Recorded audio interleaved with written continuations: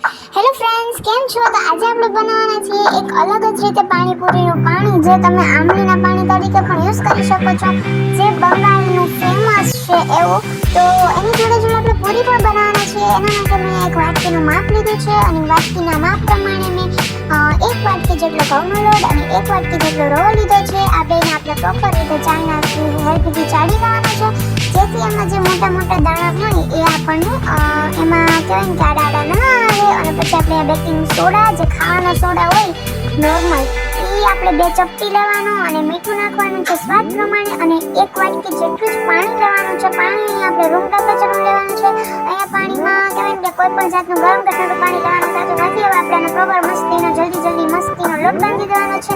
લોટ બાંધતા તમને એ તમારો લોટ છે એ બહુ સોફ્ટ ન બની જાય એનું ધ્યાન રાખવાનું છે. થોડોક કડક જ લોટ બાંધવાનો છે, કારણ કે આમાં રવો છે એટલે રવો પાણી પીવાનું છે. એટલા માટે હવે આપણે આમાં ધીમે ધીમે મસ્તીનો લોટ બાંધી લઈશું. લોટ બંધાઈ ગયા પછી આપણે એને ડબ્બામાં રાખી દેવાનો છે. અહીંયા તમારો ડબ્બો એરટાઈટ ડબ્બો હોય એનું તમારે ખાસ ધ્યાન રાખવાનું છે. હવે આપણે પાણી બનાવી લેવાનું છે. તો પાણી બનાવવા માટે મેં આંબલીનો પલ્પ લીધો છે. પલ્પ લીધા બાદ મેં અહીંયા જલજીરા પાવડર અને લાલ મરચું પાવડર નાખ્યું છે. 1 ચમચી જેટલું જલજીરા અને અડધી ચમચી લાલ મરચું પાવડર નાખ્યું છે. ત્યારબાદ આપણે ઠંડુ પાણી નાખી દેવાનું છે. ત્યારબાદ આપણે પેસ્ટ બનાવવાની છે, જેના માટે મેં તીખી મિરચી, કોથમીર અને આપણું પાણી, અને ત્યારબાદ મેં એની કહેવાય કે આદુનો ટુકડો એક નાખ્યો છે અને મીઠું નાખ્યું છે સ્વાદ પ્રમાણે. હવે આપણે આને પ્રોપર રીતે ક્રશ કરી લેવાની છે. આ પેસ્ટ આપણે 2 જગ્યાએ ઉપયોગમાં લેવાની છે. હવે આપણે આ પેસ્ટને પ્રોપર ક્રશ કરી લેવાની છે. આ પેસ્ટ તમારી પેસ્ટ હોય ને એકદમ તીખી હોય એનું ધ્યાન રાખવાનું છે. આ હવે પેસ્ટ આપણે પાણીમાં નાખી દેવાની છે. પાણીમાં લીંબુનો થોડોક રસ પણ નાખી દેવાનો છે. તો પાણી બનીને આપણું તૈયાર છે. હવે આપણે જલ્દીથી આપણો મસ્તીનો લોટ બંધાઈ ગયો છે. તો લોટ છે ને આપણે અહીંયા 15 મિનિટ માટે રાખી દીધો છે. હવે આપણે આ લોટને પાછો મસળવાનો છે. જે તમારા ઘરની ખીજ હોય ને આ લોટ ઉપર ઉતારી દેવાની છે.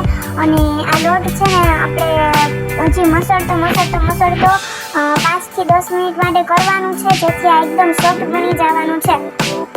હવે આપણે આમાં પ્રોપર મસળાઈ જાય ને પછી આપણે એમાં થોડુંક તેલ નાખી દેવાનું છે, અને તેલ નાખ્યા પછી આપણે આને પ્રોપર મસળવાનું છે. અહીંયા આપણે લોટ છે ને કડકમાંથી એકદમ સોફ્ટ થાય ત્યાં સુધી મસળવાનો છે, એટલે આપણી પૂરી છે ને એકદમ ફૂલેલી અને ક્રિસ્પી બનવાની છે. અહીંયા મારે ટોટલ 50 જેટલી પૂરી બનેલી છે. હવે આપણે આ લુવાને પણ પાછા એકવાર એરટાઈટ ડબ્બામાં રાખી દેવાના છે. એ ચોટે નહીં, એટલે વચમાં લોટ થોડોક છે તમારે છાંટતો જવાનો. અને હવે આને આપણે 20 મિનિટ માટે રાખી દેવાનું. ત્યાં સુધી આપણે મસાલો તૈયાર કરશું ને, તો એમાં આપણે બટેટું મેશ કરી લેવાનું અને આપણી પેસ્ટ અને થોડુંક આપણું જે પાણી છે ને બનાવેલું એ નાખી દેવાનું છે. આખી જે રેસીપી છે બંગાળી સ્ટાઇલ છે, એટલે તમને ગુજરાતી જે જોતા હશે એને થોડીક અલગ લાગશે. પૂરી વણી લીધા પછી અહીંયા એક આપણી ખાસ સ્પેશિયલ સિક્રેટ ટીપ છે કે એનું ઊંધી સાઈડ નાખશો તો તમારી પૂરી એકદમ ફૂલીને દડા જેવી થશે. તમારે જરી ખબર નહીં પડે કે આ ઘરે બનાવેલી પૂરી છે કે બહારની પૂરી છે. હવે આપણે એને પ્રોપર તળી લઈશું, અને તળતી ટાઈમે તમારું જે તેલ હોય એકદમ ગરમ હોય એનું પણ ધ્યાન રાખવાનું છે. હવે આપણે પૂરીમાં મસાલો ભરી લેવાનો છે, અને મસ્તીની આપણી પૂરી બનીને રેડી છે. અને આ પાણીપુરીની રેસીપી બંગાળી સ્ટાઇલ છે, એટલે તમને થોડીક અલગ લાગશે, પણ પાણીપુરીથી કંઈક યુનિક અને હટકે ટ્રાય કરવું હોય ને તો આ પૂચકાની રેસીપી ટ્રાય કરજો. મળીશું આવા જ એક નવા વિડીયો સાથે. ત્યાં સુધી બધાને મારા જય શ્રી કૃષ્ણ, રામ રામ, બાય બાય, આવજો.